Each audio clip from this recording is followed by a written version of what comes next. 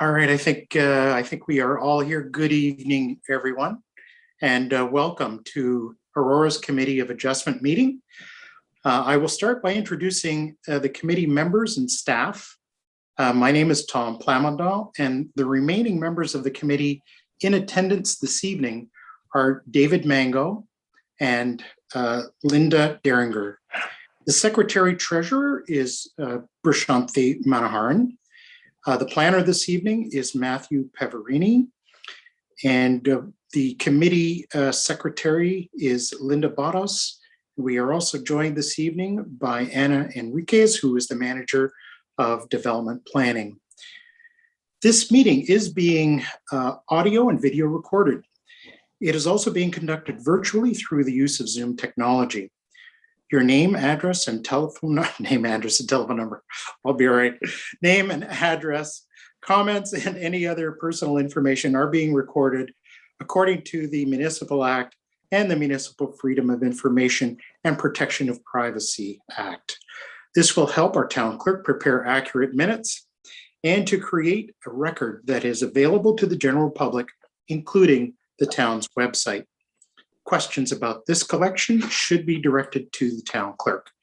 Please be advised that the reports being considered tonight are available on the Town of Aurora website and through staff at the town's planning department. Should you wish to receive notification of any of the decisions of tonight's meeting, please complete the appropriate form available through town staff. Owners and agents will automatically be notified. For each application that will be considered tonight, the following process will occur. I will briefly outline the purpose of the application or applications, and then the applicant or agent will then be given an opportunity to make a presentation. However, one is not required. It is the applicant's decision whether they wish to speak or let the application proceed on the merits of the information as received. Presentations and deputations are limited to 5 minutes as much as possible. Following any initial comments from the applicant, I will invite members of the public who have an interest in the application to come forward and address the committee. Those members of the public who wish to speak must clearly state their name and address and must provide this information to the Secretary Treasurer. Should you wish to obtain a copy of the notice of decision, please complete the appropriate form available through the Secretary Treasurer. Members of the public are reminded that text comments are not permitted during the meeting and that they will not be noted in any manner at any time. Each individual may speak only once on an issue, and once discussion has commenced in respect of a motion, no further presentations shall be made. If you require any technical assistance with your presentation, please let me know.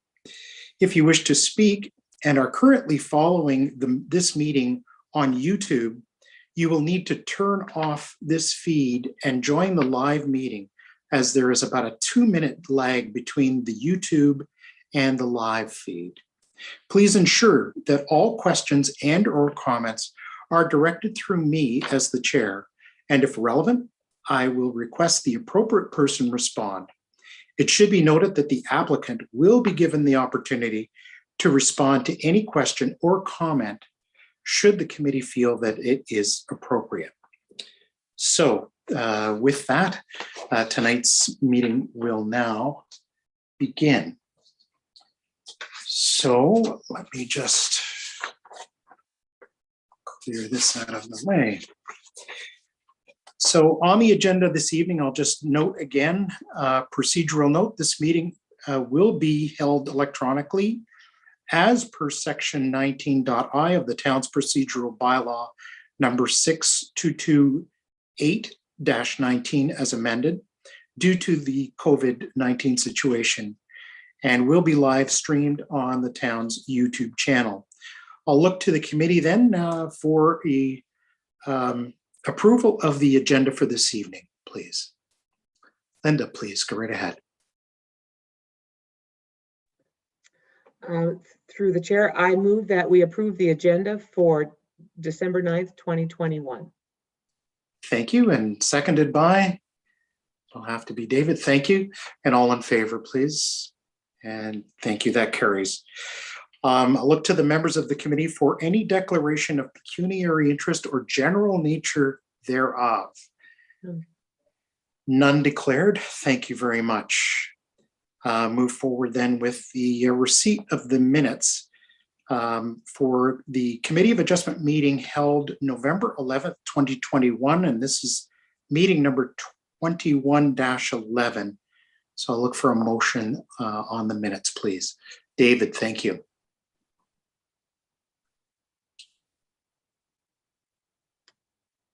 Just have to unmute. Thank you.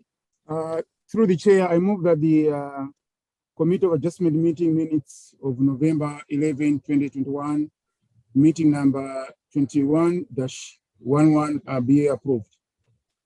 Thank you. Seconder, and that'll be Linda, and all in favor.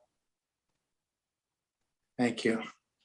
I guess we're going to get used to that format this evening, being a shortened number of members in attendance this evening. All right, thank you very much. And we'll move to presentation of applications. The first one this evening is Dormlin Developments Limited. This is for 22 Kingswood Lane, and it's minor variance MV 2021-34. I'll remind members of the committee that there are a number of related planning applications with this particular application. So the applicant is requesting relief from the town's comprehensive zoning bylaw 6000-17 as amended to facilitate the development of a new two-story single detached dwelling with a gross floor area of approximately 3,790 square feet.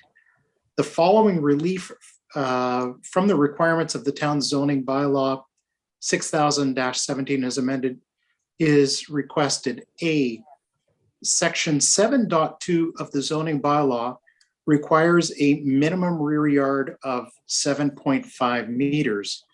The applicant is proposing a two-story detached dwelling, which is 6.5 meters to the rear property line. With respect to the official plan, it is the opinion of planning staff that the proposed variance maintains the general intent of the official plan. And with regards to the zoning bylaw, staff are of the opinion that the requested variance meets the general intent of the zoning bylaw. And with regards to its appropriate development or use of the land, again, planning staff are of the opinion that permitting the subject variance is an appropriate development and use of the land.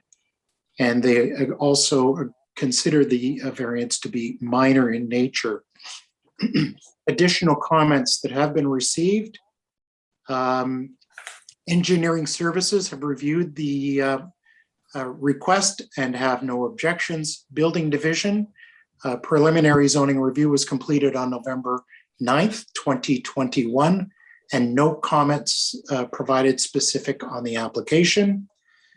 Accessibility advisor, no comments or objections. Traffic analyst, no comments provided at the time of writing of the report. Central York Fire Services, no comments provided. The Regional Municipality of York has completed its review of the above minor variance and has no comments. Lake Simcoe Region Conservation Authority, the subject property is located outside an area that is regulated by the Lake Simcoe Region Conservation Authority. Electric Utilities have reviewed the proposed variance application and have no objections to its approval, and it's subject to their usual and standard conditions. And at the time of the report, there were no comments received in writing from the public. And there is an Appendix A, which contains the recommended condition, and there is only one condition of approval, and that is that the variance applies to the subject property in substantial conformity with the plans. So with that, I'll ask if the applicant is with us this evening and would like to make a presentation. Good evening. Good evening, Mr. Chair. Thank you for the opportunity to speak. My name is Adam Layton. I'm a partner with Evans Planning, representing Dormland Developments Limited with respect to both items 5.1 and 5.2. That's minor variance applications 2021-34 and 35. I know we are only dealing with 34 at the moment, but they are both for generally the same purpose, reduction of the proposed rear yard setback. I will, so these two lots are lots 1 and 23 on a approved plan of subdivision, which was registered this past August. The proposed development has been in the works for quite a while. We worked through a series of applications with municipal staff, resulting in the lot configuration as shown. All lots would be single detached dwellings on a common element laneway. The majority of the block, the large lot shown there to the east of lot 22, is woodlot that is to be retained in situ and has had an environmental protection zone applied to it, and a site-specific residential zone was applied for the developable portion of the site with all the detached lots. Next slide, please.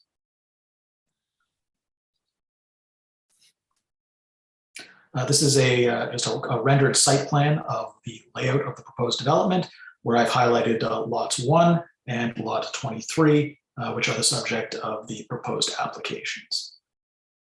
Next slide, please.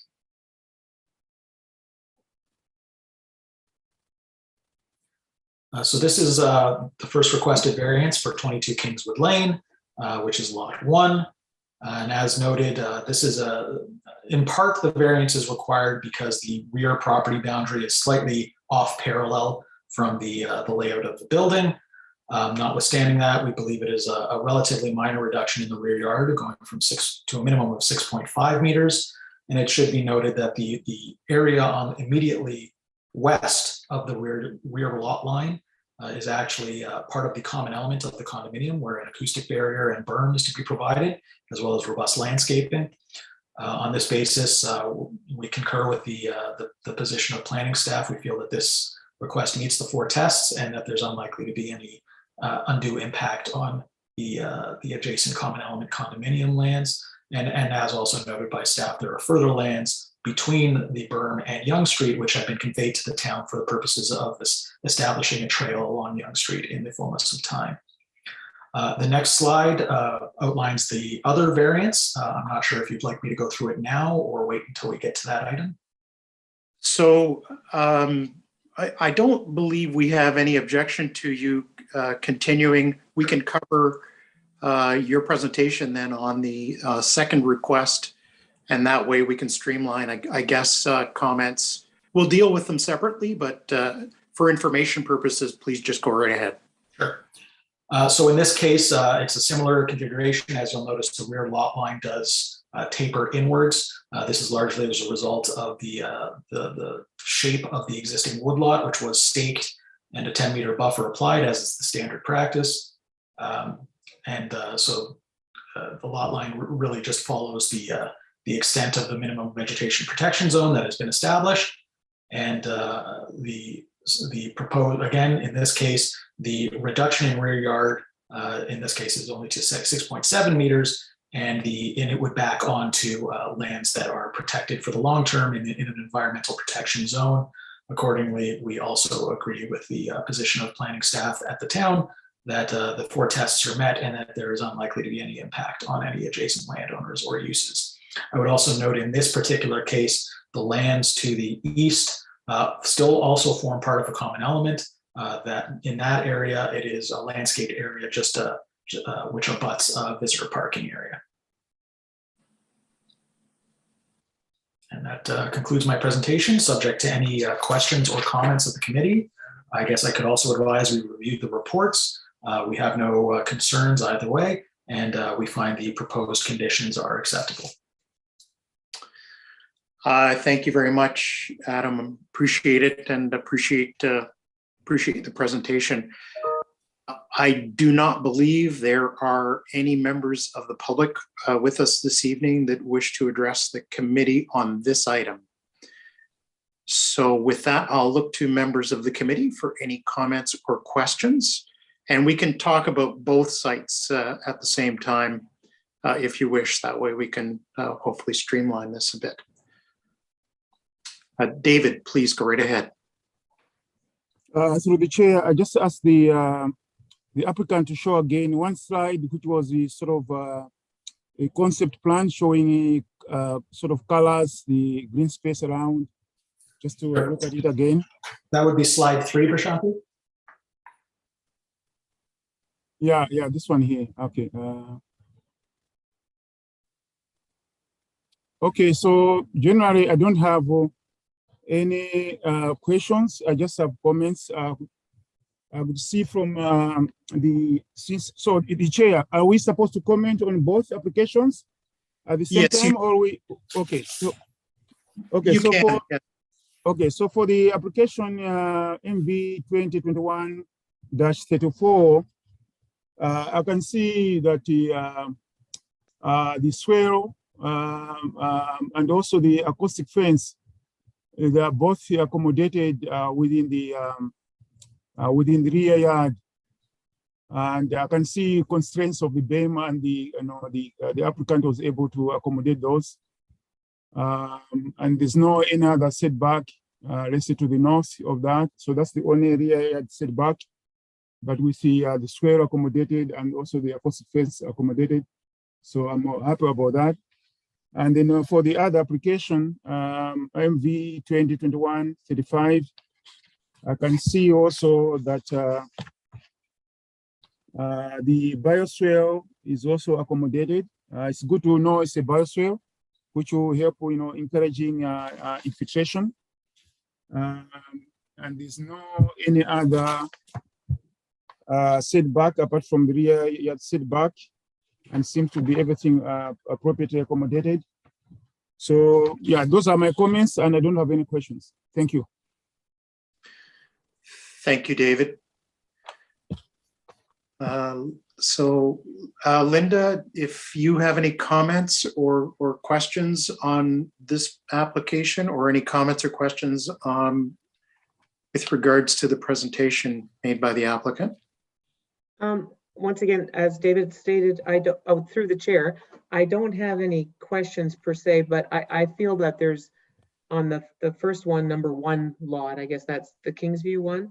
There seems to be there's a lot of space between Yonge Street and a lot of green space, and the trails going in there. And I see the lot is not, in the right shape there. So it doesn't seem to come off too much. And it's really from 21 feet to 25 feet. It's less than 4 feet is what you're asking for the variance on that one. And I see also with this is a good plan because it's showing all the top of, all the greenery and everything else like that. And I think there's still adequate backyard, compared to the lots on either side of them. So I think that's on both 2021-34 with the berm in the back and the trail, and then 21-35. I think the reduced setback is in minor nature too. That's it. Thank you. Thank you, Linda. Okay. Just a clarification to the applicant. Looking at the street that runs parallel with Yonge Street, and I noticed there is a projection, or looks like a proposed projection of that street. Can you explain that alignment for me, please? Certainly, Mr. Chair. Are you talking about where it kind of sort of ends at the northern property line? Yeah, it looks like it goes sort of further north between lot 1 and 13 there. Certainly. This area of Yonge Street is subject to a secondary plan, which identifies a number of precincts which are for potential development in the future. And this area on the east side of Yonge Street is anticipated, at least at some point in the future, or envisioned in the future, that the lands to the north could redevelop in a similar format.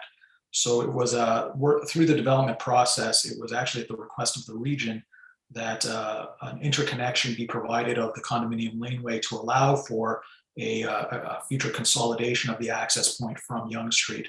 So in fact, in the fullness of time, if the lands to the north, which form part of the golf course, were ever to redevelop, they would provide an access onto Yonge Street, which is sort of parallel or aligned with a public street on the west side, and the access to this site from Yonge Street would be closed.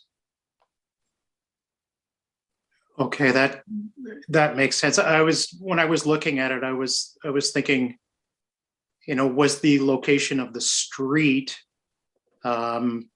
driven by the requirement then to provide some linkage to the north, where the setbacks then could have, or the placement of the lots 1 through 7 could have shifted a little bit over to increase the the potential for that rear yard meeting the minimum zoning requirement. But it looks to me like the alignment there was really what was driving the placement of the streets. And I know we've got a draft plan of subdivision that's that's been approved there. So that answers the question then. And I really, I don't have any objection to either reduction in this case as well. So I'll look to members of the committee then for a motion just on MV 2021-34, please. Okay. Linda, yes, please go right ahead. Thank you. Through the chair, I move that MV 2021-34 be approved for minor variance as indicated in the staff report. Subject to the conditions. Subject to the conditions. All right, thank you very much. Sorry. Seconder on that motion, please. And David, thank you. Calling the question, all in favor? And that carries. Thank you very much. So Adam, I'll just ask Adam to just hang on for a moment, and we will move to the next item on the agenda. Again, this is MV 2021-35. This is for Dormland Developments Limited at 62 Royal Hill Court. There are related planning applications. The applicant is requesting relief from the town's comprehensive zoning bylaw 6000-17 as amended to facilitate the development of a new 2-story single detached dwelling with a gross floor area of approximately 3,123.91 square feet. The following relief from the requirements of the town zoning bylaw 6000-17 as amended is A, section 7.2 of the zoning bylaw requires a minimum rear yard setback of 7.5 meters. The applicant is proposing a 2-story detached dwelling with a 6.7 meter distance to the rear property line. And again, going through planning staff's comments, planning staff, with regards to the official plan, just getting to that on my notes here. It is the opinion of the planning staff that the proposed variance maintains the general intent of the official plan. And with regards to the general intent of the zoning bylaw, planning staff are again of the opinion that the requested variance meets the general intent of the zoning bylaw. And with regards to the appropriate development or use of the land, planning staff are of the opinion that permitting the subject variance is an appropriate development and use of that land. And planning staff do consider the variance to be minor in nature. Engineering services have reviewed the above noted minor variance and have no objections. Building division preliminary zoning review was conducted and no comments provided specifically on the application at the time of writing the report. Accessibility advisor, no comments or objections. Traffic analyst, no comments provided. Operational services have reviewed the documentation for the property associated and have no formal comments regarding the application. Central York Fire Services, no comments provided at the time of writing the report. The Regional Municipality of York has completed its review of the minor variance and has no comment. Lake Simcoe Region Conservation Authority, the subject property is located outside of an area that is regulated by the LSRCA. Electric Utilities have reviewed the proposed variance and have no objections. Again, under the conditions, there is only one, and again, that the variance applies to the subject property in substantial conformity with the plans attached as Appendix B. So I'll ask, I guess, Adam, you're okay with the presentation that was previously made? Unless there's any other comments or questions, I think I summarized everything. And again, we've reviewed the conditions of staff and have no concerns. Thank you very much. And no one from the public before us this evening on this application. So I think we've covered discussion fairly well, unless members of the committee have anything further that they want to add. And seeing none. So I'll look to the committee then for a motion on this application, please. And David, please go right ahead. You'll have to take off. There we go. Yes. Thank you. Through the chair, I move that the minor variance application AV-2021-35 be approved subject to one condition in the staff's report. Thank you. Thank you very much. And that's seconded by Linda. And I'll call the question. All in favor? And that carries. So both of those minor variances, Adam, have been considered and approved by the Committee of Adjustment. Thank you very much for being with us this evening. And with that, I'll wish you compliments of the season, which is very quickly coming upon us. And thank you for attending. Thank you, Mr. Chair, to you and everyone on the committee and at the town as well. Thank you. Thank you very much. Okay. So we are going to move on to the next application for consideration this evening. I'll just bring it up here.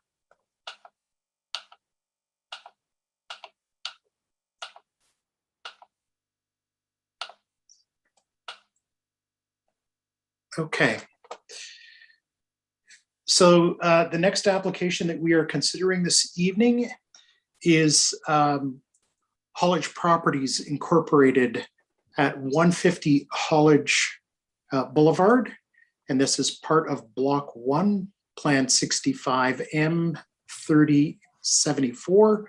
The file is MV 2021-32.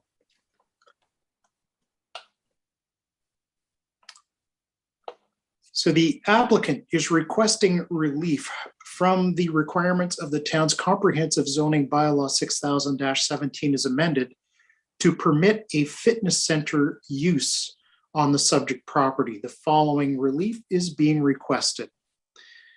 A, section 24.187.1 of the zoning bylaw does not list fitness center as a permitted use. The applicant proposing a fitness center as a permitted use.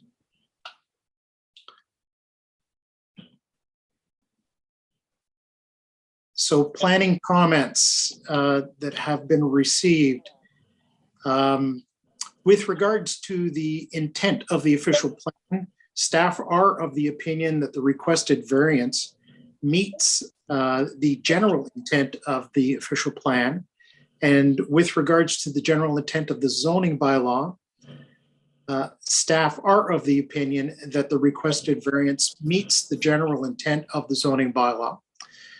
And the variance as considered desirable for the appropriate development of the land. The proposed variance is considered to be desirable for the appropriate use of the subject lands. And is the variance considered minor in nature? Staff consider the proposed variance to be minor in nature. Building Division preliminary zoning review was completed on October 29th, 2021. Engineering Division comments provided stating no concerns or comments with the proposed application were submitted on November the 15th. Operational Services comments provided stating no comments or concerns with the proposed application dated November 26th. Operational Services, no comments received. Accessibility Advisor, no comments or concerns with the proposed application, again in November. Central York Fire Services, no comments received. The Region of York, no comments or concerns with the proposed application, and that was as well in November. LSRCA, the subject property is located outside of an LSRCA regulated area. Electric Utilities have reviewed the proposed variance application and have no objections to its approval. And the Ministry of Transportation, the subject property is not within an MTO permit control area and does not require MTO review or permits. Public correspondence, one written submission was received at the time of the preparation of the report from the president of Baywell Community Ratepayers Association. And in summary, the BCRA has no issues and supports the approval of this application. And with regards to conditions, let me just confirm. I do not believe that there are conditions on this application. No. So with that, I will turn to the applicant, Vince Figliomeni. I'm sorry if I didn't pronounce that correctly, is with us this evening, sir. So welcome, and I'll ask if there is a presentation you wish to make. I do have a presentation. Good evening, Mr. Chair. Thank you for letting me speak on this matter. My name is Vince Figliomeni, Development Coordinator at TAC Developments, and I will be presenting on behalf of Hollage Properties. We are requesting relief from the town's comprehensive zoning bylaw 600017 as amended to permit a fitness center use on the subject property at 150 Hollage Boulevard. Section 24.187.1 of the zoning bylaw does not list fitness center as a permitted use.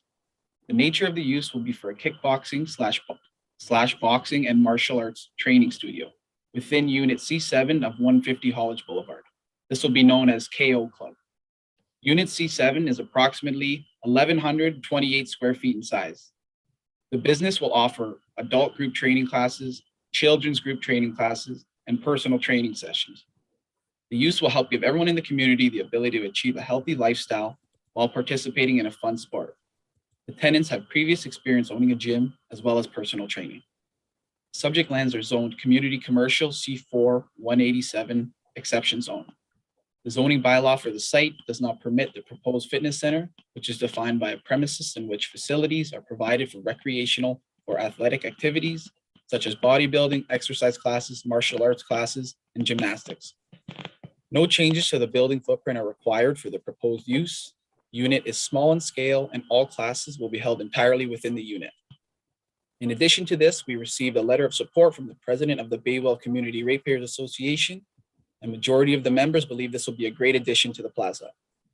We have read the staff report and are in agreement with the recommendation of staff.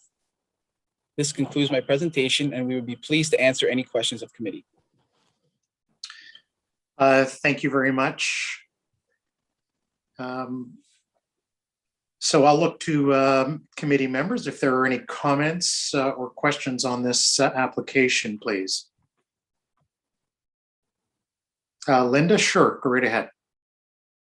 I think it's a good idea. I think it's a nice thing to put in the neighborhood, and it sounds like the whole area is in favor of it, and the Ratepayers Association want it. So to me, it sounds like a good idea. Thanks for coming out tonight.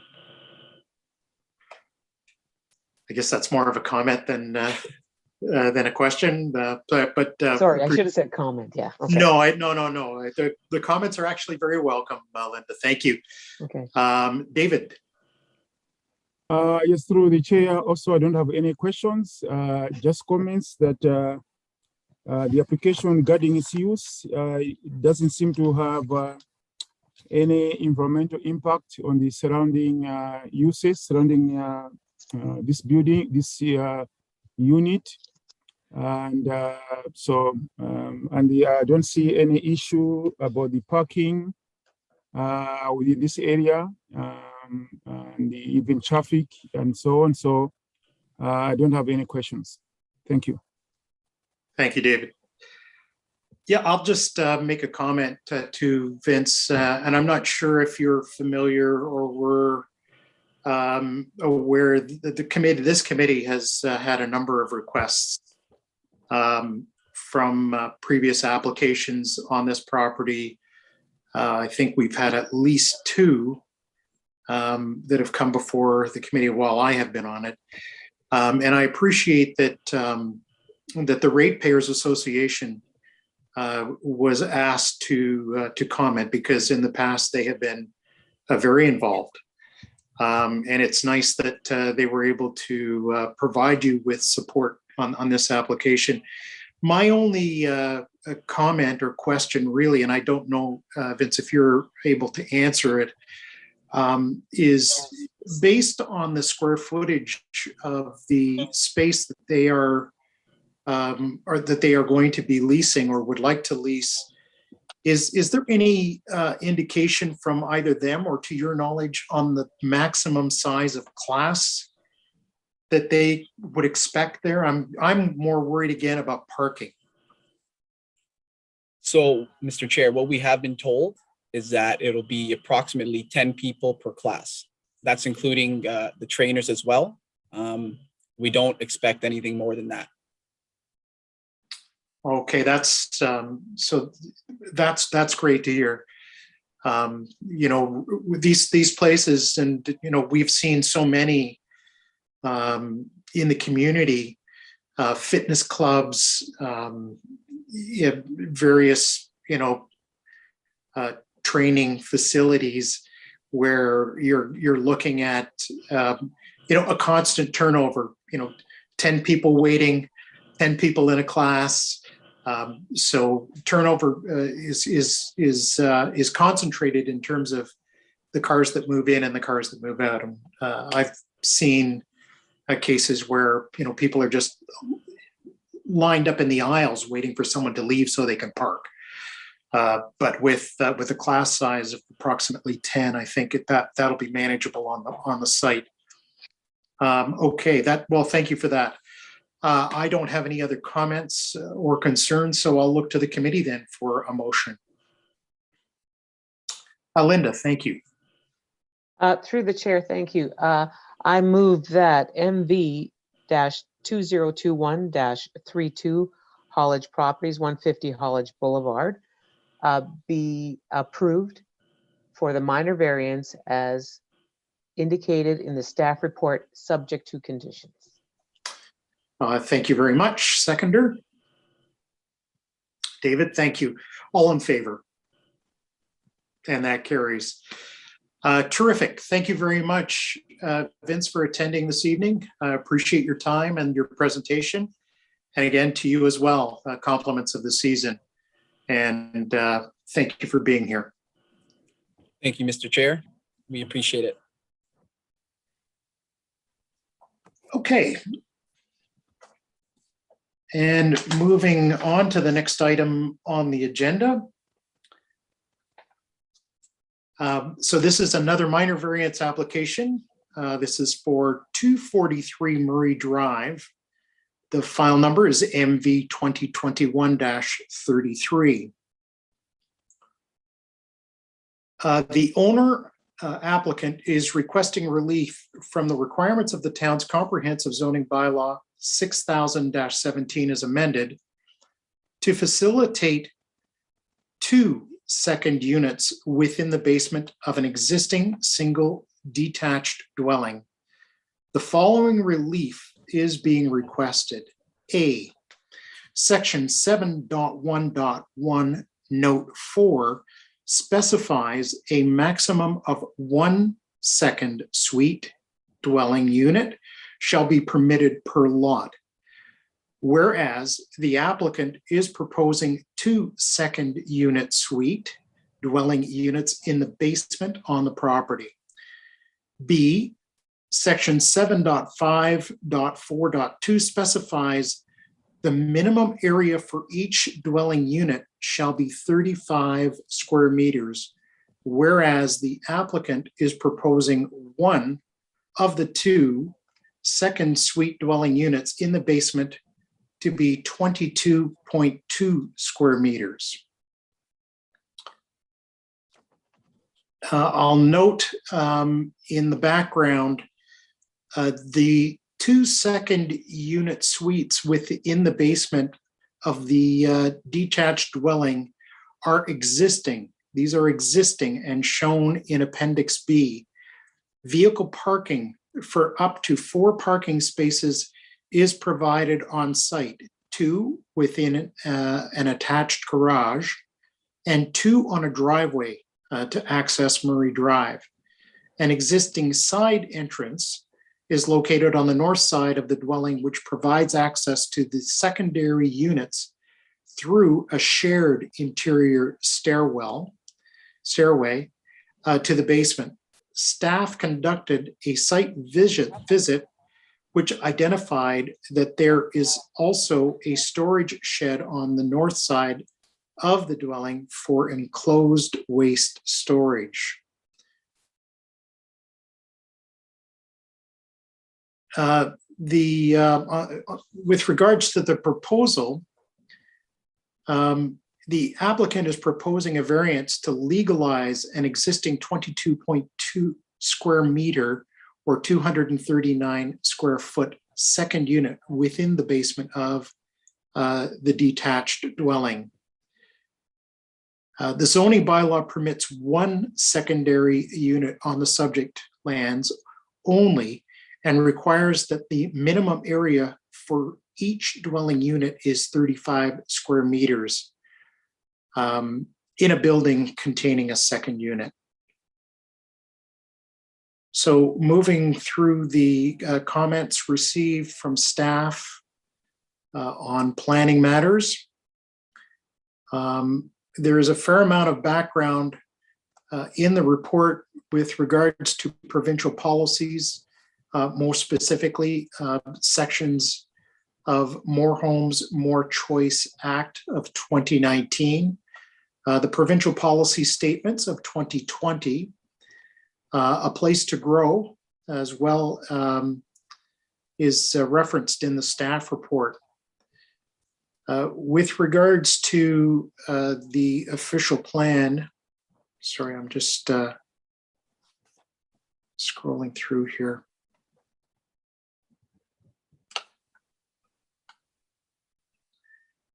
With regards to the official plan, planning staff are of the opinion that should this variance be approved to permit the existing additional second unit, it would therefore be permitted by the zoning bylaw and thus conform to the criteria and intent of the official plan. There are no minimum second unit area requirements in the official plan. With regards to the general intent of the zoning bylaw permits a secondary suite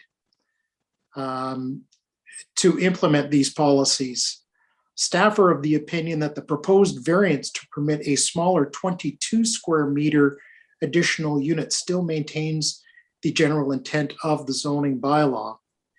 The minimum size of a unit in the building code is 13.5 square meters or 145.3 square feet, which has been a requirement since 2006. Staff are of the opinion that since the unit conforms to the building code, it is adequately sized and satisfies the general intent of the zoning bylaw. Is the variance considered desirable for the appropriate development of the land? Staff consider the proposed variances appropriate for the subject lands. And with regards to the variance being considered minor in nature, the variances are requested to permit an existing situation, which staff are of the opinion is minor, as it will not alter the surrounding community context or detract from the detached character of the site. Further, as variances are to be assessed on their individual merit, staff are of the opinion that approval of this application will not be precedent setting if considering future development applications to permit additional secondary units, pardon. Staff consider the variances therefore to be minor in nature. Additional comments on this application. Building Division preliminary zoning review was completed on October the 8th. No other comments or conditions were provided. Engineering Division comments provided stating no comments or concerns with the proposed application in November. Operational Services comments provided stating no comments, concerns with the proposed application. Operational Services, no comments received at the time of writing of the report. Accessibility Division comments provided stating no comments or concerns with the proposed application. Legal Division, no comments or concerns. Central York Fire, no comments received at the time of writing of a report. York Region, no comments or concerns. LSRCA,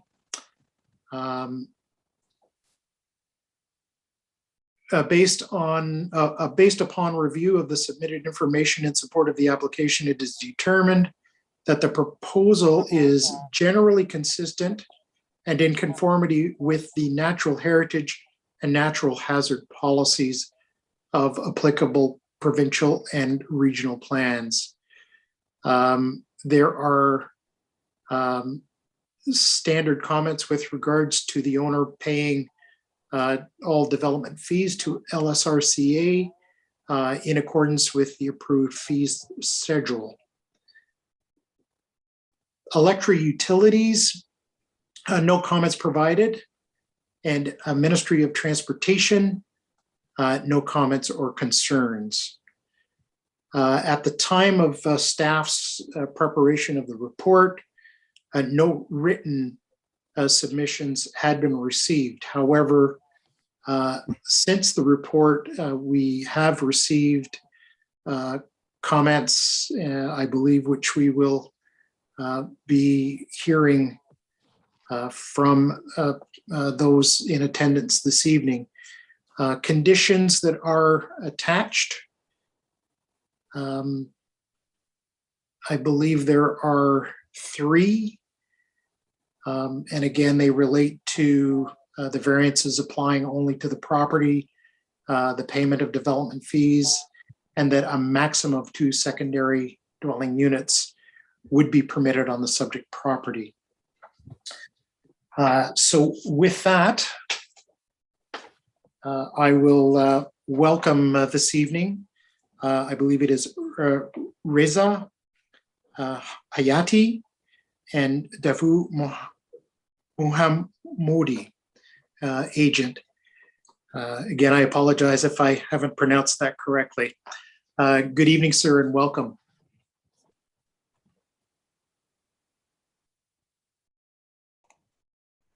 Good evening, Mr. Chair and committee members, and thank you very much for your time.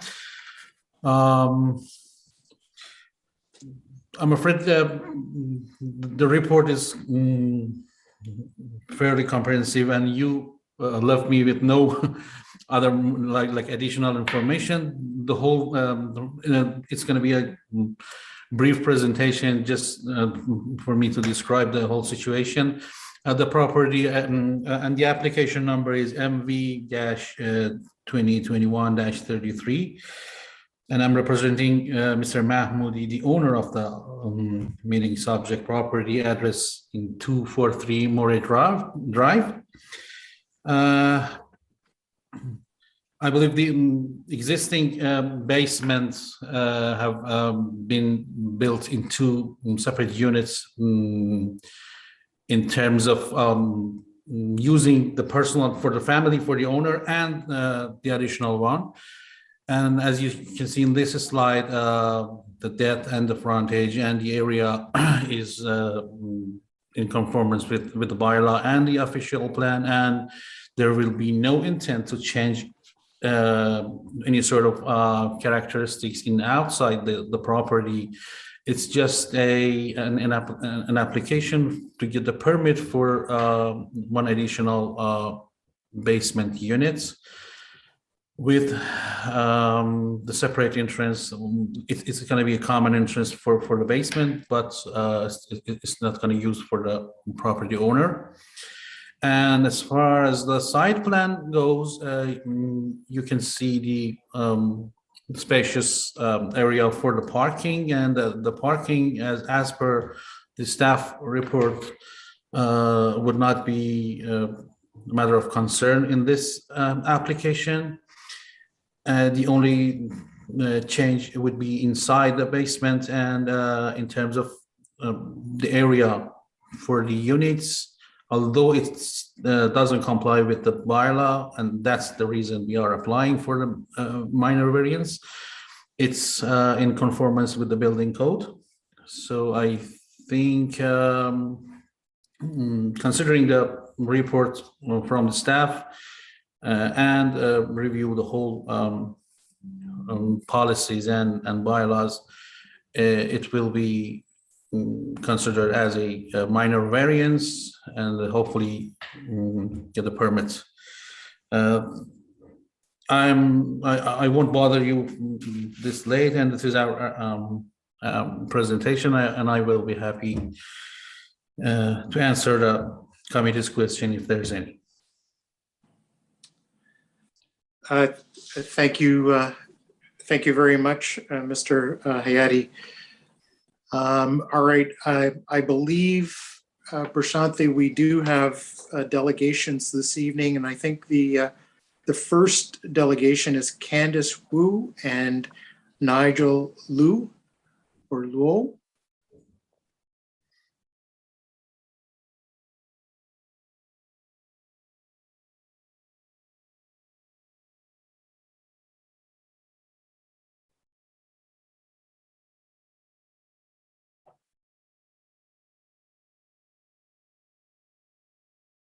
So I believe we're just waiting for them to join the meeting.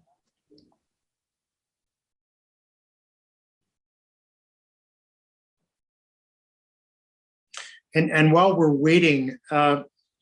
Hayati, are you aware that we have received comments from the public on this application?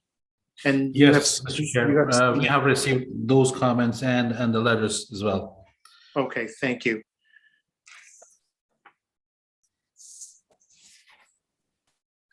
Excuse me, Mr. Chair, but Candace Wu is there? Oh, I don't, sorry, Yeah, my apologies. I don't see her on my screen here. So Candace, if you wish to address the committee, please go right ahead. The floor is yours. Yeah, sure. My husband. Hi, good evening, everybody. So we received this notice, and then we decided to express some of the concern that we have. We are the neighbor, probably the only neighbor at this moment, right beside the house. We are from 247 Moray Drive. So the main concern is the management of this rental property, because over the course of last few years, there are several change in tenants. And then during the change, there were a few incidents which involve several times of emergency services being on site, including one of the major one would be like a fire incident of the garbage bin outside of their separate entrance, which happened at the middle of the night. And then where fire emergency services are presented, but the problem is that we didn't know until the next morning. We saw the burned garbage bins and stuff like completely melted outside, and then we looked outside the window, we saw it. So that concern is that because between the two properties on the property lines, there's no fence. I mean, if things like get blow over, and it could cause like even more damage than what it has been done. And then which we communicated with the owner of the property, Mr. Mahmoudi. And then they took some measurements where try to properly manage the garbage bin thereafter. So I believe it won't be a concern anymore. But because the change of tenants, and then I believe Mr. Mahmoudi is also they reside, if I'm not mistaken, they reside in Oakville, which is about almost like 2 hours drive from the property. His business, I believe, is also in the West. So we have concern about the continuation of the management of such a property. Right now, there are already 2 units. So one upper level and one basement level has been rented, at least at the past, to 2 different families. We noticed that the basement family left earlier this year, and then it's still vacant at this moment. So we wanted to ask the question is like, is it really necessary to have another separate unit? Like how much extra money like you really could generate from that? And then is it really necessary? Because we have family here. Between our property, there's no fence. So there was a family that was in the basement unit. They smoke, which caused a fire, right? And then they're basically smoking outside of our house, and then our kids saw that a couple of times. And also the fire, the emergency service, and there's another time that the police were knocking on the basement door this year, knocking on the door, and then nobody opens the door, and then emergency services are here, ambulance are here. They waited for over an hour, and then all of a sudden somebody opened up the door. So, and then we asked the police what's going on, and then they wouldn't tell us. And then these are all concerns, which will be kind of nervous if there are even more family coming in. And by the plan that they're changing into like a 2 separate unit, which is one bedroom, one is 2 bedroom, it only encourage more of the like probably single family, a single person, which create extra uncertainty or instability, right? And also the family that lives in there, like they keep changing every 1 to 2 years, and then so those are. I have no problem. People make some extra money from the investment property, but I wish they could tell us the plan about how to in the future how to properly manage it to make us feel more comfortable. Because my father-in-law and my parent-in-law, they actually live in the unit in the bedroom that is facing right towards that property, so they see whatever happened in their in their bedrooms. And my father-in-law has a medical condition. He had cancer, and then he had a series of surgery this year. And then so he need a good rest, and then keep having emergency services coming over. It's really a concern, and he cannot sleep very well at night. So like all those kind of things, we wanted to see what improvement they're planning to make. Besides just changing the interior, is there any plan, anything like who is going to manage it on on a regular basis kind of thing. So yeah, that's a concern. Sorry, I just want to add on something. Yeah, I just have like two kids. One is 3 years old and one is 5, and they're very young and they run away all the time. And because there's no fence between two houses, I think my main concern is the kids' safety. Especially if they are rental property and the tenants will be changing all the time. I'm not too sure if the kids will have like any safety issue with the tenants or things like that. Maybe some accident might happen. I'm not too sure. That's my concern of that. Thank you. Just for the record, so I've got your names here. Can I get your address, please? It's 247 Murray Drive. You're at 247. Is that the property immediately next door? Yes. To this? That's Okay. the neighbor. We're the only I see. Okay. All right. And just before I allow the applicant to address some of your concerns, should they wish to, is it your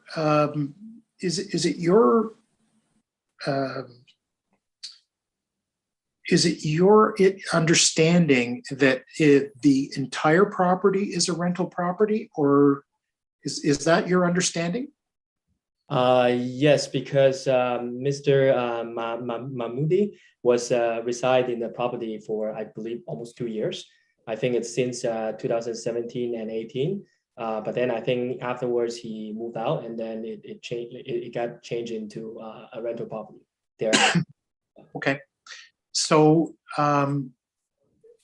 Hayati, I'll allow you to comment on the concerns that have been raised by the residents with regards to their comments. And perhaps I can get you to confirm as well, is the entire property a rental property at this point? Thank you very much, Mr. Chair. Yes, the owner has moved out for the property more than a year ago. But before that, he and his family were residing at the property. The intention is not entirely for them to having this property as a rental property for all the time, and they have planned to return to this property. In the meantime, they may consider getting some leverage from the property as well. For we are renting the units.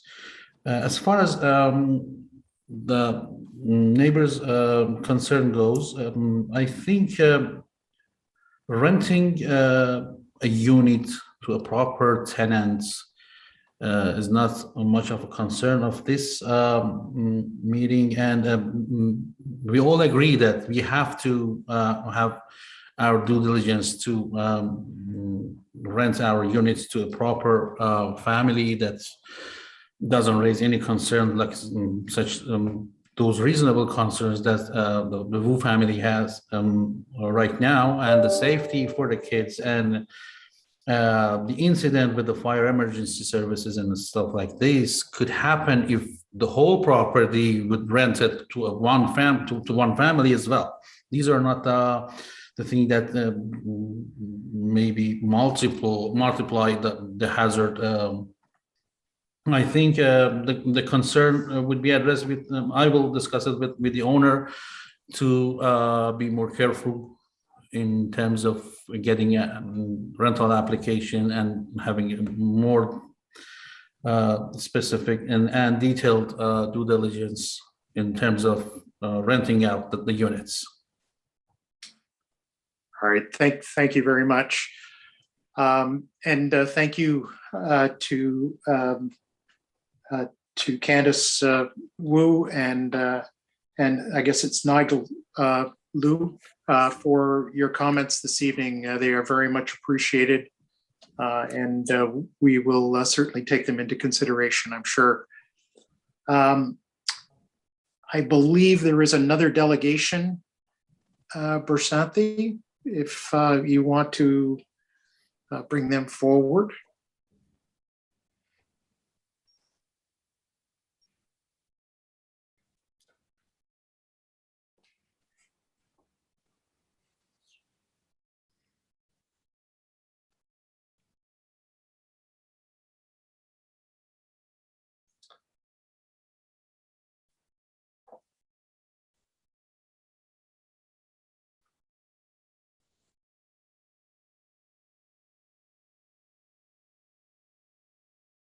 Are they? Yeah, Mr. Chair, there's an owner there that is present right now, I guess, ready to talk. His mic's off. Doesn't have a name though. Just owner. Okay. So I'll ask that they identify themselves and their address, please.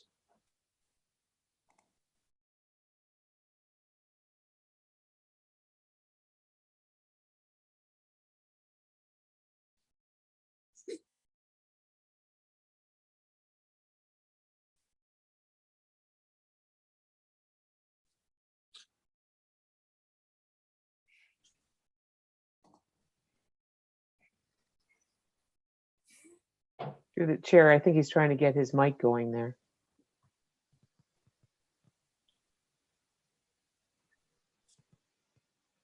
Sir, you could unmute your mic. You can unmute the mic. That would be great.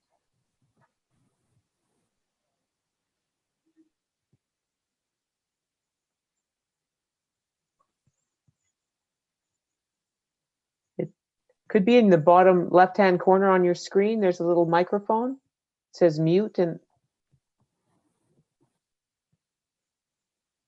if you click on it, maybe you'll be able to speak.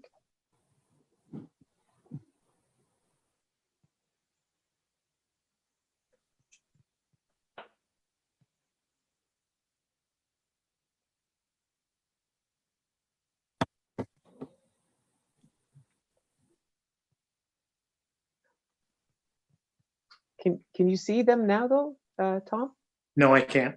Okay, he's trying.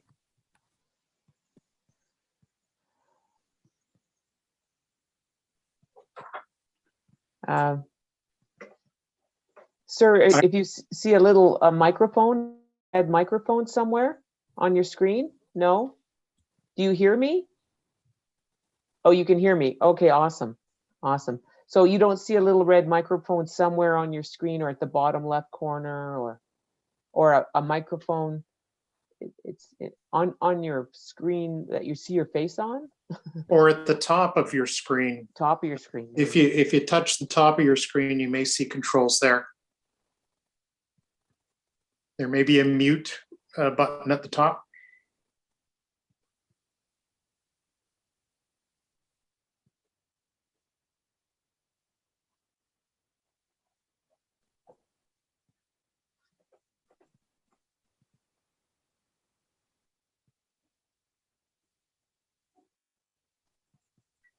I'm working myself from 2 different computers here this evening, and I don't have everybody in front of me on my screen, so I apologize.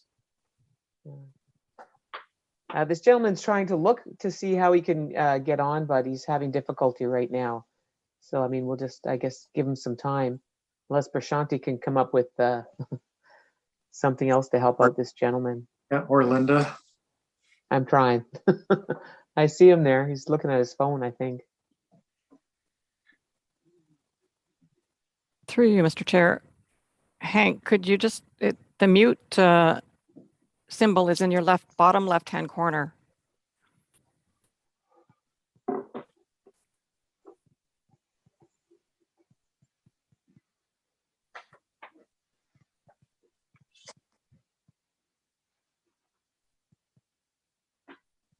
Can you see the microphone in the bottom left-hand corner? It says mute or unmute.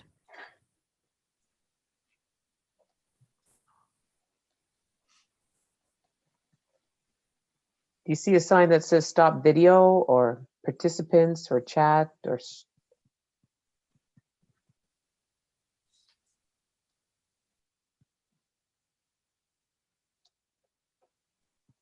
Oh, you're not muted anymore. Can you hear me? Maybe you could. Oh, we can't. Maybe your volume needs to be turned up. It could be volume as well. That's right. Now you're unmuted, but we just need to hear you. Maybe just. Through you, Tom, I just have a suggestion. Perhaps I can just call Hank offline and just see what's going on, and then maybe you can proceed with just the discussion of the item. Right, let's do that, and Prashanthi, just give me a heads up when Hank is with us, and we can go back to him by all means. So what I'll do is I'll open discussion then with members of the committee on the application. I'll just suggest we start. David, if you want to kick it off here with any comments or questions to the applicant, please. Yes, thank you, the chair. I have comments and questions. Generally, I would say I'm opposed to both variances. That's my opening statement. I see the first application changing from 1 second unit to 2 second suite dwelling units. It's not a minor in nature. It's actually a big difference. Actually, something against the bylaw completely, and even building code, including the other one, the second one, which is basically a big reduction of almost 48% of the unit. With this, I see them affecting the emergency services, because there'll be sort of special cases, very special case. And in opinion, I think they'll be set up a precedence where you have other ones, doing the same, and that would affect the whole process of getting building permits, affecting the emergency services, and all that. Now, I have one question to the to staff. Based on your experience in Aurora, do you experience anything like this where there's a change of requirement of 1 unit to creating 2 units, basement units? So maybe Matthew. Through the chair, in my experience here, I haven't seen any application to date. However, every application should be considered on its own merit individually.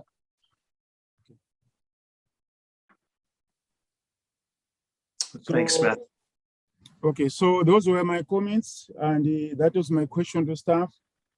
I think I don't have any more questions. Thank you, David. So I'll look to Linda there. If Linda, yes, please go right ahead. Thank you. Right, thank you. Through the chair. I actually have the same concerns that David had mentioned. Section 111 notes that specifies a maximum of 1 second suite dwelling unit shall be permitted per lot. That's the bylaw. So I think that we need to abide by the bylaw and say 1 unit, 1 second suite dwelling is 1 second suite dwelling. That's the bylaw. It also says that the minimum area for each dwelling should be 35 square meters, not 22 and not 13. That's the Aurora bylaw. That's what we're reading from, and that's what we have to abide by to a point. Maybe a small slight variance here and there, but not a complete 35 to 22 to 13. It's a lot of different sizes. I mean, you're going from almost just a little bit bigger than, a large walk-in closet almost is one of these at 13.4. That's not livable space for anybody. I don't think that that's right. And I don't think anyone should have to live like that. I also noticed there's a few more comments that were made that I had read through, that there's no bylaw saying that the second unit has to be of a certain size. It's because they're not allowed.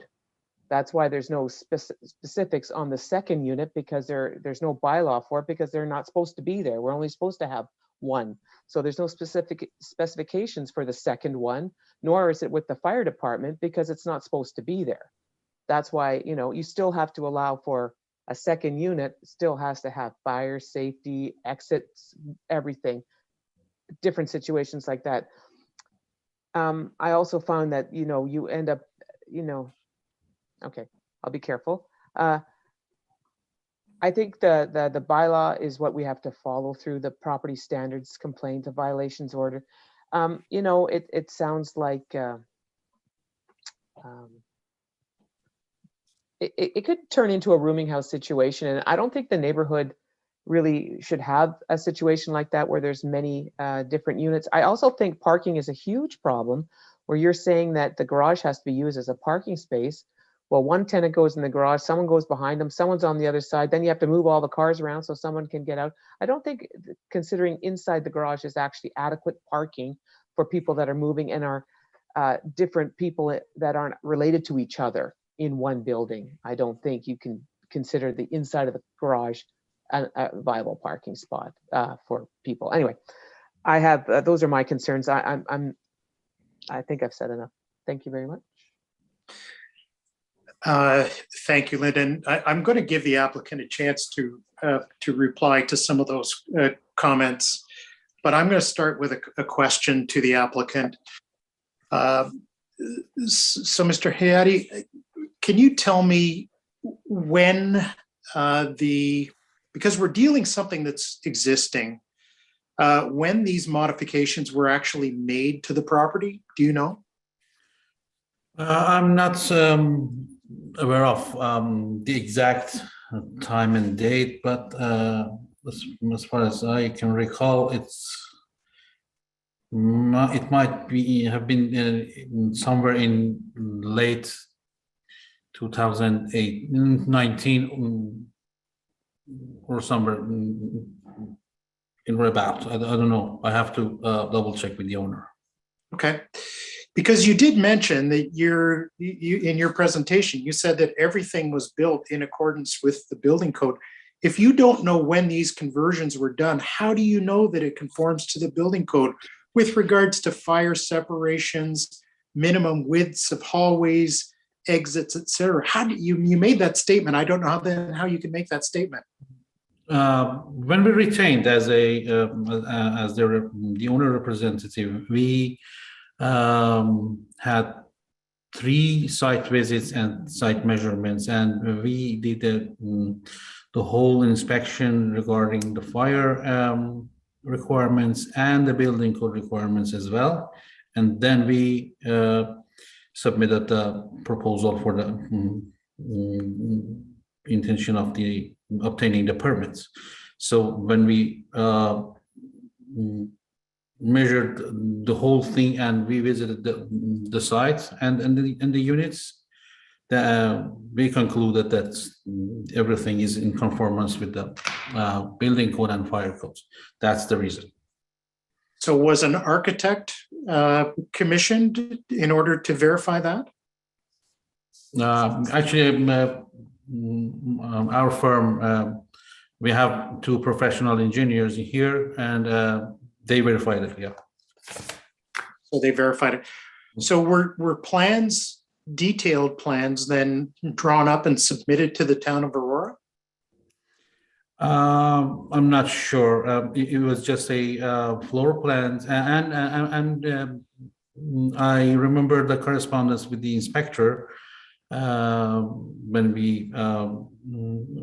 he was present at the site, and we had to prepare what we saw and what we, based on our interview with the owner and the residents.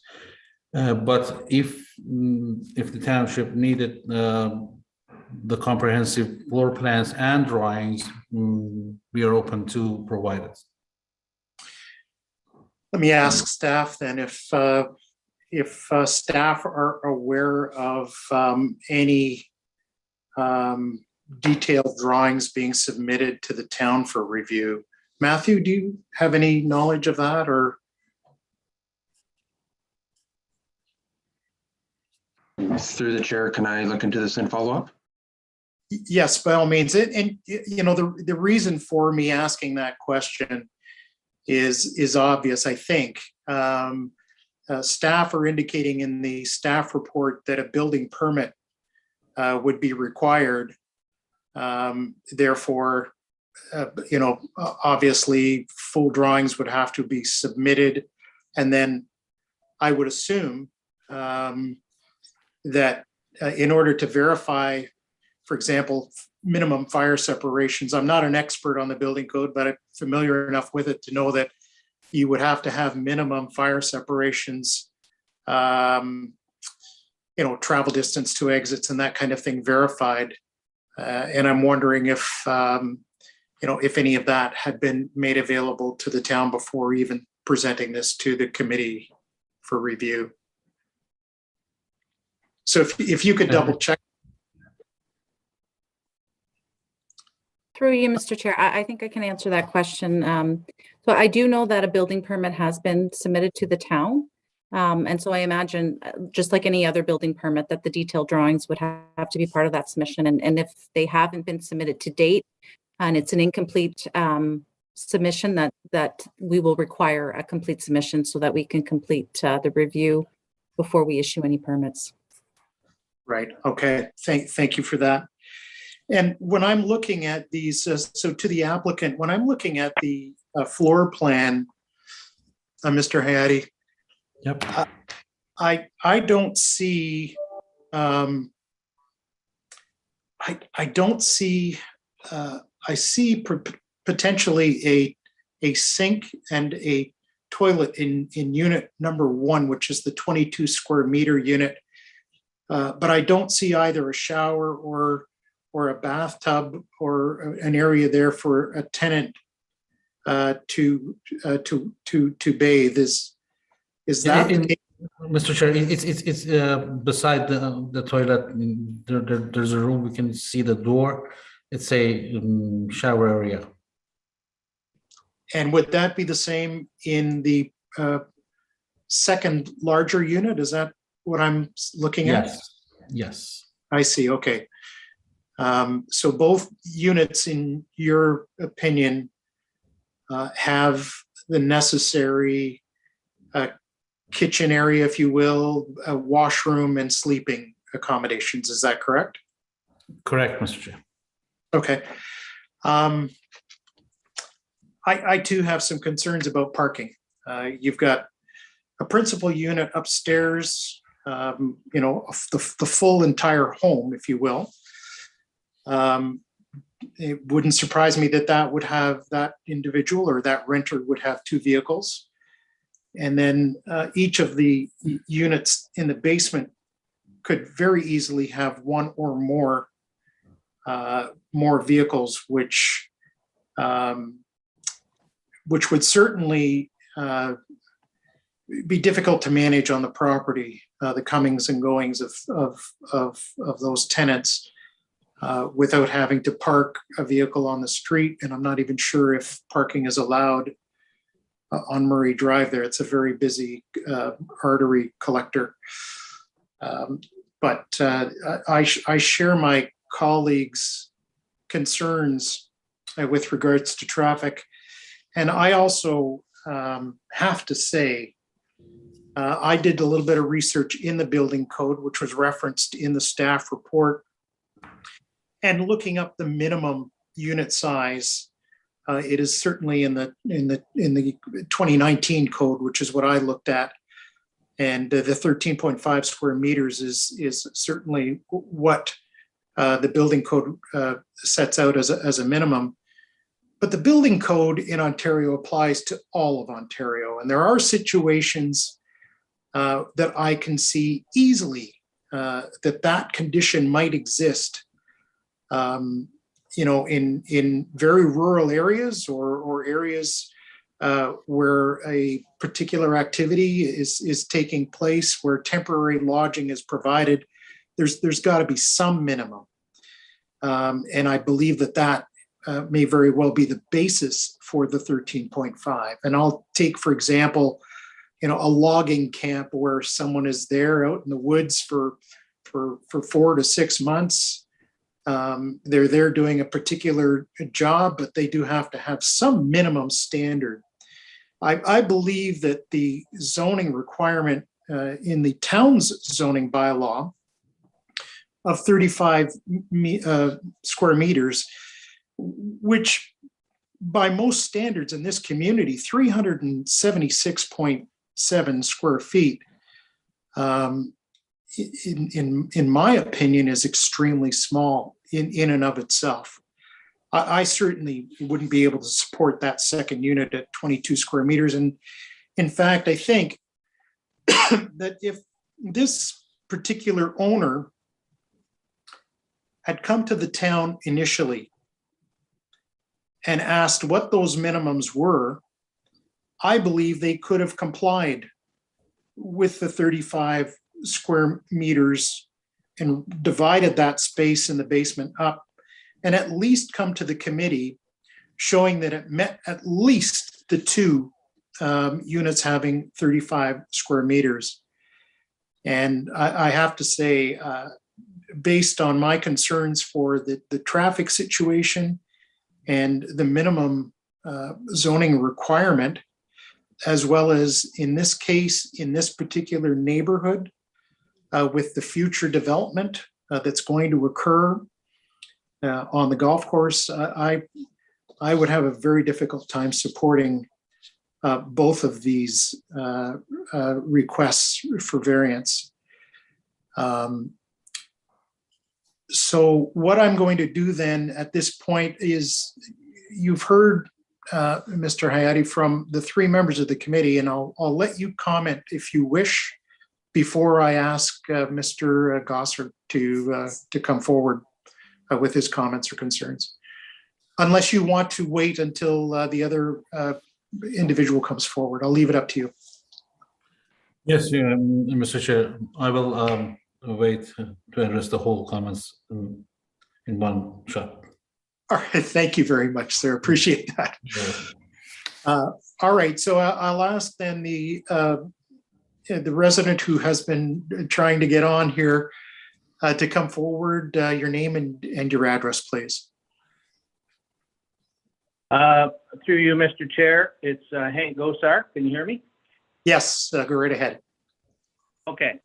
And just before I actually start, what I wanted to say, I want to say that I'm really alarmed by what I've heard from both Mr. Hayati and Candace Wu and her husband next door, because that brings a whole new picture into my little world here about what has gone on in that property. And I'll just leave it at that, except to comment also on the parking scenario. There has been a situation where there has been apron parking there. And if you aren't aware, apron parking in Aurora is becoming a serious problem. So that should be considered. So I'll now go to what I really wanted to say. And so just let me kind of do a presentation, because that's just the easy way to do it. And in the presentation, I'm going to use the word we, because I'm representing a group of 15 people, and that those names are included in the letter that was submitted to the committee. And we are here to state our objection to the application MV 2021-33, located at 243 Murray Drive. We are opposed to the two secondary suite dwelling units, which in fact is a 100% increase. And we are opposed to reducing the size of one of these units. We, as registered owners of the land within a 120-meter radius of this property, were given notice of this application about 2 weeks ago. Others in the neighborhood beyond that radius have now also become aware of the application. We believe it's fair to say that this application could have originated from anywhere in Aurora, and you would have received the same objections. So the committee decision is going to have far-reaching implications throughout the town. Now, after receiving the notice of the application on November 30th, I went to the annual general meeting of the Hutton Gate ratepayers, which represents the area from Young to Bathurst along the old golf course. And post the meeting, it became clear that this application was a point of concern for many at the meeting. And we suspect with more time, the list of 15 names that you see in our letter could have easily been expanded tenfold. This is not our neighborhood issue. This is a town issue. Some will argue that a minor variance should be considered on a case-by-case basis, but we believe strongly that in some cases, there are broader community implications. This is one of these cases. This is a slippery slope. The town's official plan states that within the stable neighborhoods, new residential development of 350 people can be accommodated through secondary units. We have no objection to this number. However, assuming 2 people per secondary unit, this would translate into 175 units.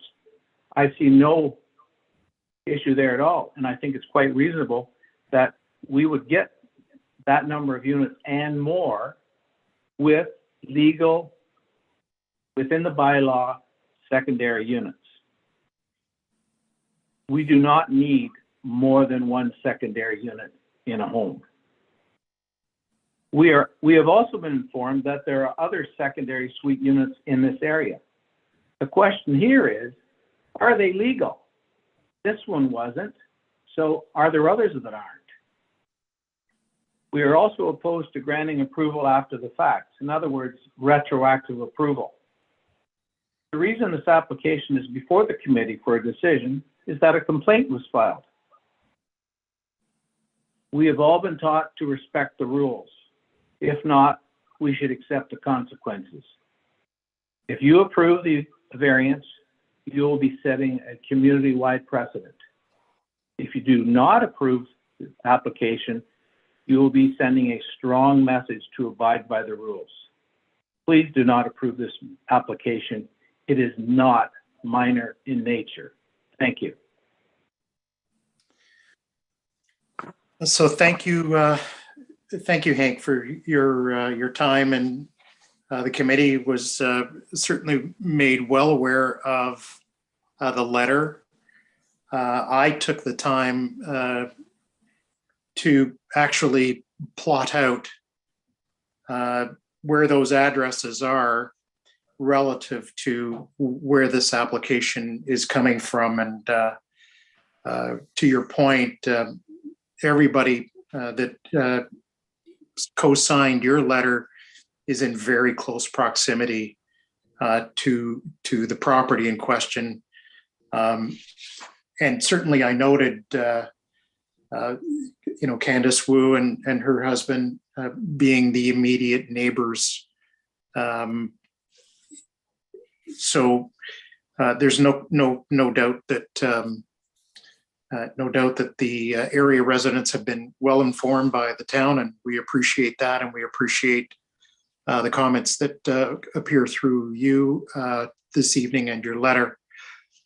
So, Mr. Hayati, I'll certainly allow you time in order to reply to Mr. Gossard and our own members' comments thus far. Thank you very much, Mr. Chair. As a matter of fact, we were not expecting this much of opposition.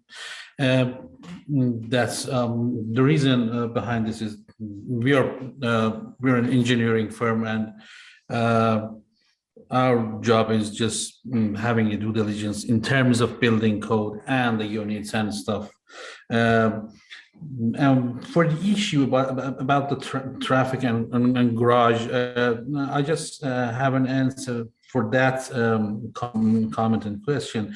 Considering the location of the property, you can see there's no traffic like a bottleneck, or there's no traffic issue with that regards. In terms of management of the parking lot itself, it should be some concerns about the management, who parks first, who parks where. But for this reasoning for the neighbors and in particular Mr. Pavrini, I do not see myself in the position to justify the concerns, and I think I have to get back to the owner for that comments and concerns. What I get from this meeting is it's going to be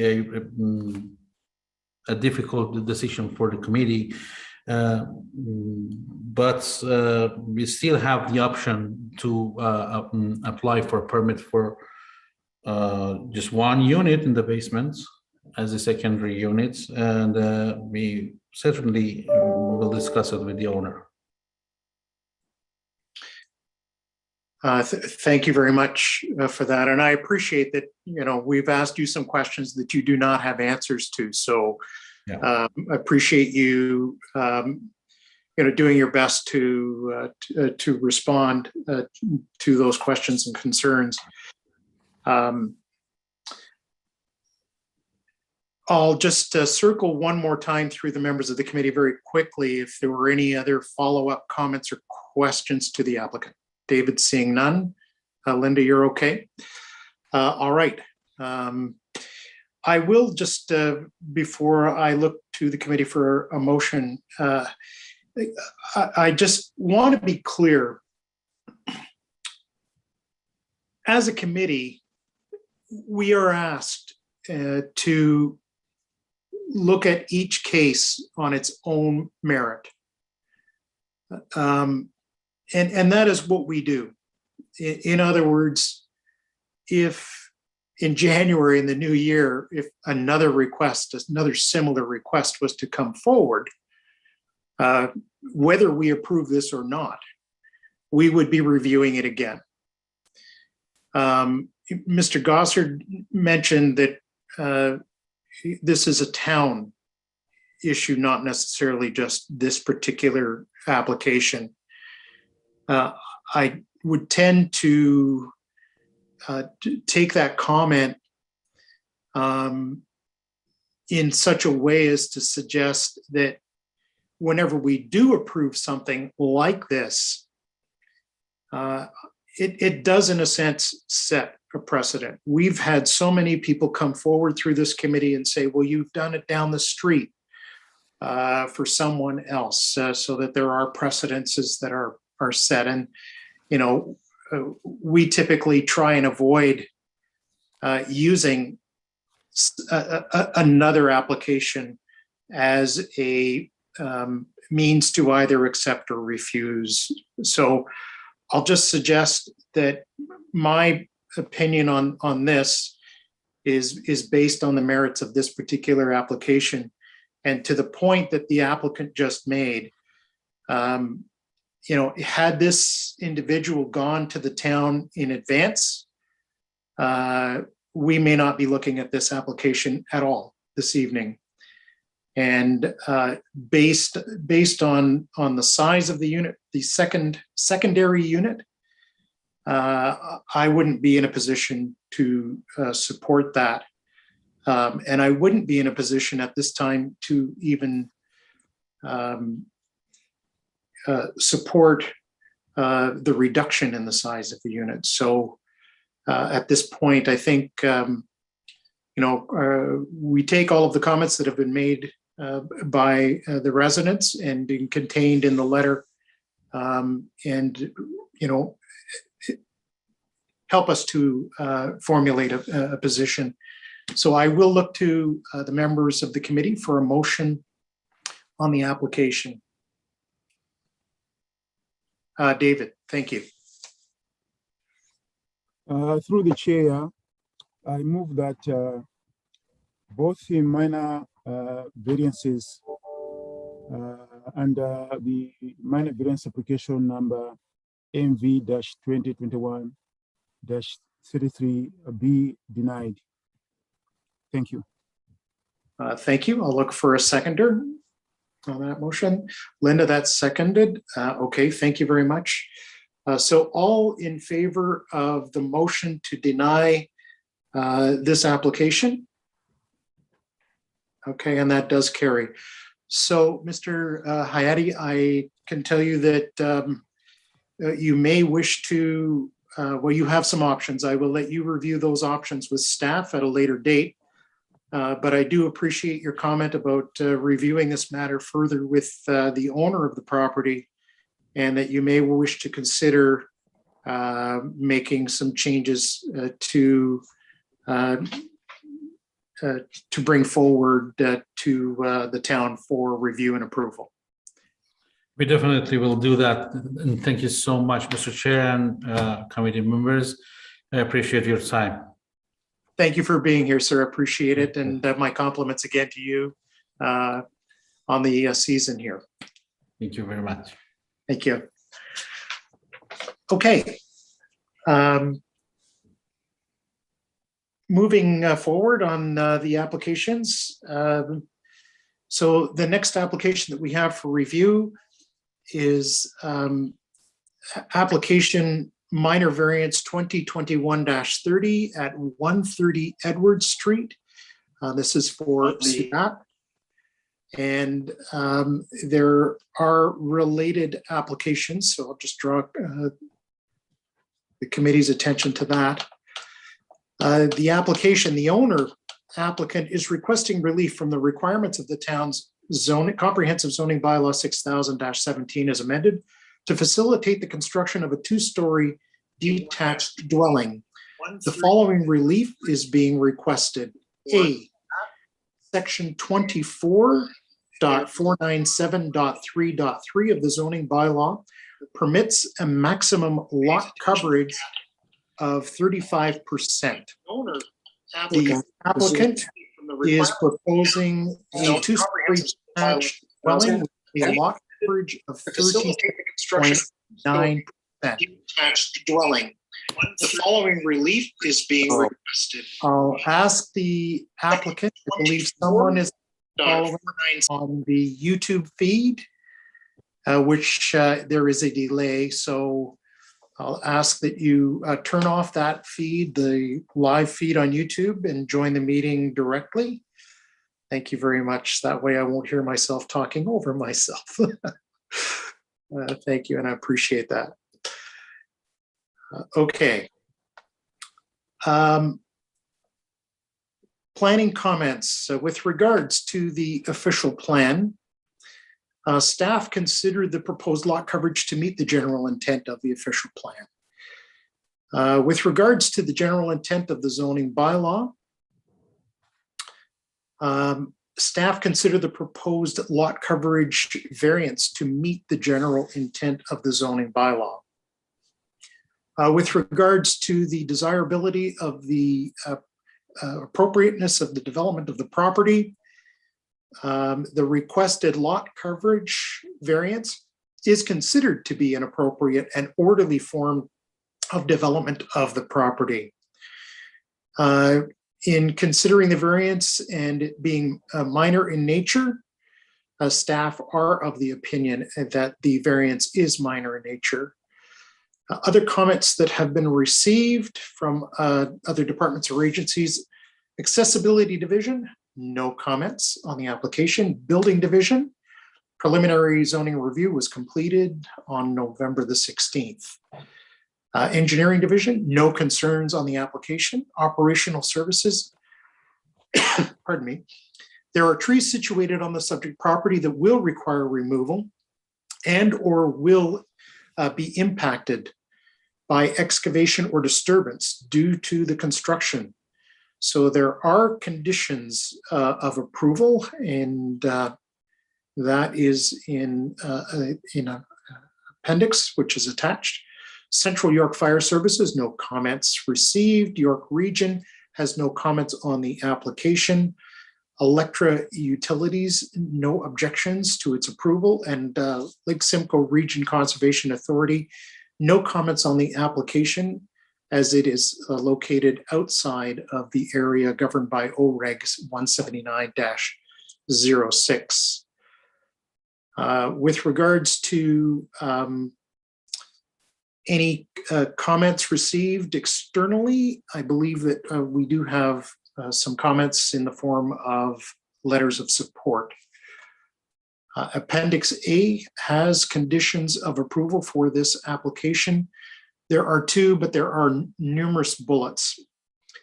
And I will ask the owner applicant in a moment if they have read those conditions and if they are in agreement with those conditions. And therefore, I will then turn it over to the owner applicant. And I believe that Frank D'Amico is the applicant. He's with us this evening. And Omar Sudat, the owner, is also with us this evening. So welcome, gentlemen. And there is a presentation that either of you wish to make or comments that you wish to make. Now would be a good time. Okay, well, not really a presentation because I think the, this is Frank D'Amico talking, by the way. Nice to see you, sir. Bashir has all the drawings there, and I'm pretty sure you have it in front of you, the floor plans and all that. And, yes, we do. And I understand that I think your committee also approved the severance on this one here a while back. And let me just give you a little bit of background. My owners of the property, Oma and Barbara, they right at this moment live in a fairly big home on over 2-acre lot, and like all of us, we all get old, and we can't stop that somehow. And they decided that they better look at what the future may bring on their. We're all getting old, and they don't really want to go into a nursing home. So they've asked me basically to design a building with my architect that would suffice with the wheelchairs and big enough for turning around, and also if they get if life goes not the right way, a room for a in-home live-in caregiver. And also for a size home of this size, which is not very big, usually you normally don't put an elevator in this size homes, and we are putting an elevator also for the 3 floors, so they can accommodate they can use the basements for whatever they want to do it for, and also up to the second floor. So basically, we worked with Bashir Bashanti, I'm sorry. We came in first of all with about a 43% coverage, which she pleaded with me and the architect, get it down, please, get it down as close to 35, and I try to work it out. So basically, we took a room out, a craft room, which Barbara likes to work on sewing and things like that, but we've been able to accommodate it now with the elevator. She can use the lower level for her sewing room, or the upper level. It depends which one to go. So so basically, I try to get it down to 35%. But when I start doing the maneuvering of wheelchairs, especially the bathroom, I got to have a good sized bathroom so they can get into the shower properly. And also the kitchen, we designed the kitchen with completely so many pullouts, and the pullouts, you got to move your wheelchair. So overall, we're trying to do something that makes sense for these people. And also the lot's a very small lot. The people on both sides of it, they don't mind it whatsoever. And across the street, we got industrial. So we're not really in an area where like we're in the middle of the area, like when you guys turned us down on something I did about 4 or 5 months ago on Fairway, but that's in the middle of everything, and I can understand why I was denied there.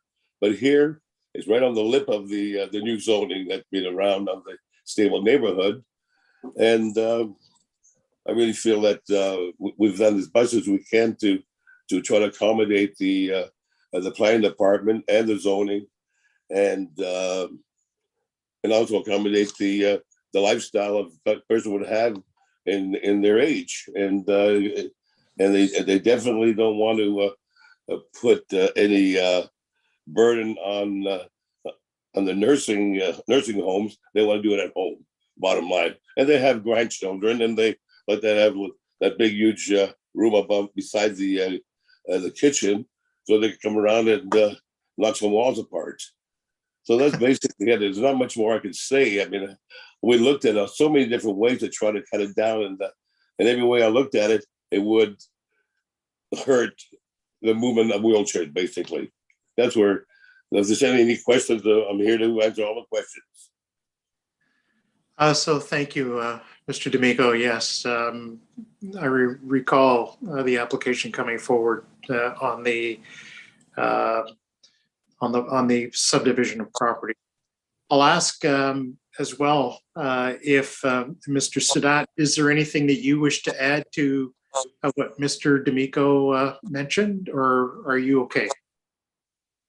I'm okay. All right. I talked to the neighbors. They're all okay. They are happy with the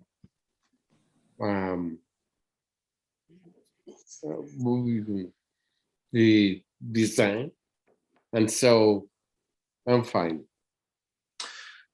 All right, thank you very much. I appreciate that. And yes, the committee is aware, and we have received the document containing signatures from the neighbors in that area in support of your application. So that's something that we encourage applicants to do, and that you have done that. It's very much appreciated. I don't believe there are any delegations on the application, Bersanthi. I just want to double check. For you, Mr. Chair, we have no delegations for this item. Okay, thank you very much. I'll look to members of the committee for any comments or questions of the applicant or agent. Yes, David, go right ahead, please. Through the chair, thank you for the presentation from the applicant's representative. Basically, I don't have questions. I've read the report and also seen the conditions provided in the report by staff. I've seen it would have been better to see a drawing showing, the arrangement of the rooms in that building, but that's okay. You have shown there's a diagram showing the statistics showing the extent of the areas, but it's sometimes good to know visually to see how the rooms are arranged, but it's not a big deal. So I don't have any questions. Thank you. Thank you, David. Linda, any comments or questions? Yeah, no, I do. A couple. First of all, thanks for coming out and presenting your presentation there. I don't think the look is really a great design for that neighborhood necessarily. That's a very old part of the town park. You've got a very modern building in there once again, looking, big and beautiful, but at the same time, there's a lot of front porches there. There's a lot of board and batten in that neighborhood.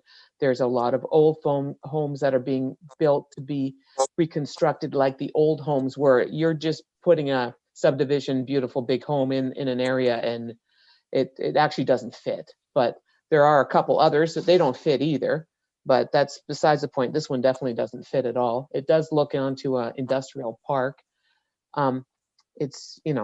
It is taking from someone else's backyard, but that was the consent application that was done in 2019. So I'll move on from that one as well.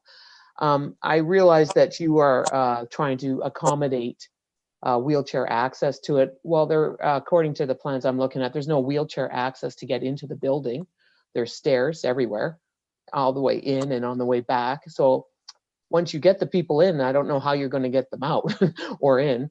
And since you're building the building to accommodate the wheelchairs, it seems like you just haven't accommodated them to get into the building as well. But, the rooms are generous. I think there's plenty of room. The bathrooms, I understand. The bedrooms are very generous on all 3 floors. And with your elevator, I get it. And the family room is also a very generous size. I think you could have met up with the bylaw that brings it into the lot coverage to 35%. Versus 37.9. I think you could have done that. I would have hoped you would have followed in the stable neighborhood, followed the bylaw, do what's out there to be set to do. But I see you did change it from 42.43 to the 37.9. I take that in consideration. Don't worry, I did look into that as well. But at the same time, when you're building a brand new house, you have a certain lot coverage and it's a very generously sized home. I'm sure you could have made up for that 2.9%, and you could have made it blend into the neighborhood a little bit better than it is. I don't know, it doesn't describe what the outside is made of, if it's all brick, if it's stucco. It was hard for me to determine that by the visuals, but that's really what my comments are for that neighborhood specifically. Thank you. Can I make a comment on some of your questions? Absolutely. Absolutely, Frank, go right ahead.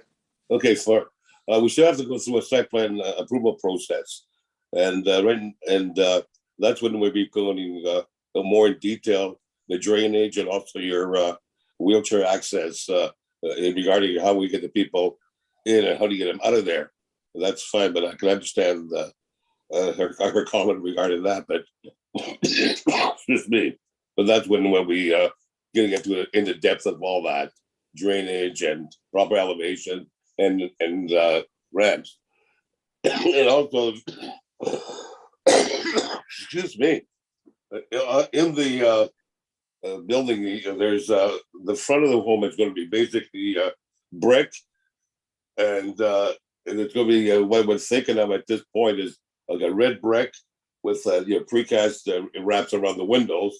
And most of the portion on the roof, it's basically it's a bungalow loft. It's really it's 2-story, but they call it for marketing purposes. What they do always call it a bungalow loft because it's really only 1 bedroom up there. But the looks, as far as I'm concerned, is fine, and I can't make it look like an old building when I'm building a new building. I can't buy old bricks. I mean, I can, but I'm sorry. We're very happy with the look of it, and I think it looks fine. That's my opinion, but everybody's got a different opinion. Okay. Yeah, I'm gonna agree to disagree with you, but carry on. Okay. Thank you both. It's funny because Linda, I don't totally agree with you on this one. I looked at it, and when you go through that particular area, there's a variety of architecture there. Obviously, we're in an area of the town that that's bordering our industrial base, our older industrial base. And I thought that with the pitched roofs and the variety in them, I didn't think that it stood out like some of the other types of architecture that has been used in infill lots.